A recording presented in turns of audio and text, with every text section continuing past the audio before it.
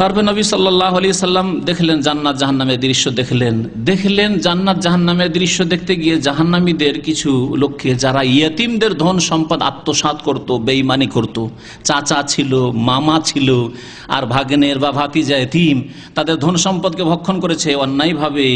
দেখলেন যে তাদের জাহান্নামে তারা জ্বলছে এবং তাদের মুখগুলি উটের মুখের মতো, তাদের ঠোঁটগুলি উটের মতো হয়ে গেছে, উটের মতো।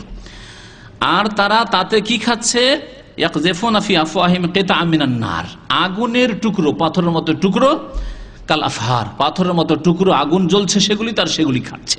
আল্লাহ পাক কোরআনে কারীমে এই কথা ইরশাদ করে, ইন্নাল্লাযীনা ইয়াকুলুনা আমওয়ালাল ইয়াতামা যুলমা ইন্নামা ইয়াকুলুনা ফি বুতুনিহিম নারা ওয়া সায়াসলাউনা সাঈরা, নিশ্চয়ই যারা ইয়েতিমদের ধন সম্পদ জুলম অত্যাচার করে বেঈমানি করে আত্মসাৎ করবে, খাবে, তারা ইয়েতিমের ধন সম্পদ টাকা পয়সা জমি জায়গা খায় না, ধন দৌলত খায় না, কি খায়?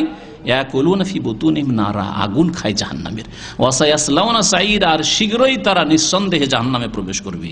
আল্লাহ যেন হেফাজত করেন।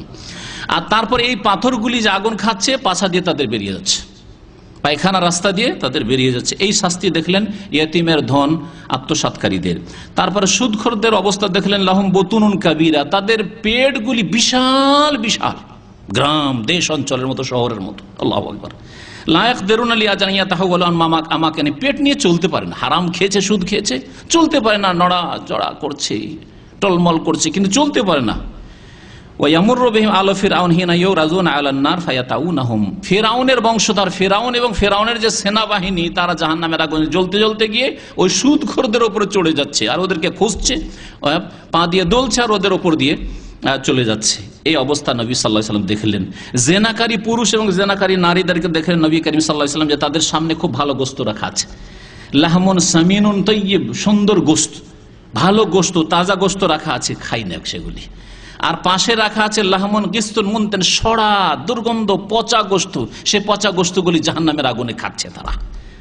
হালাল স্ত্রী ছিল, হালাল স্ত্রী গ্রহণের ক্ষমতা ছিল, হালাল স্বামী ছিল অথবা স্বামী গ্রহণের ব্যবস্থা ছিল, তা না করে হারাম খেয়েছে, জেনা করেছে, জেনাকারী পুরুষ, জেনাকারী নারী। সুতরাং তাদেরকে আল্লাহ পাক এই শাস্তি দিচ্ছেন জাহান্নামের আগুনে।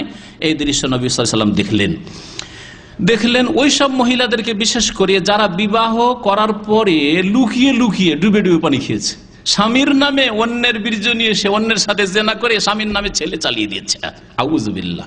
আর বহু মহিলারা এরকম কাজ করছে। এখন তো অসুবিধা নেই, বিবাহ তো হয়ে গেছে, এখন আগের বন্ধুর সাথে যদি সম্পর্ক থাকে ধরতে কেউ পারবে না, স্বামী যখন আসবে ওর নামে চালিয়ে দেবো। এক লোক এখান থেকে ছুটি গেছে, কয়েক বছর আগের ঘটনা, মাসলা জিজ্ঞাসা, 4 মাস হয়নি ওর বাচ্চা হয়ে গেছে।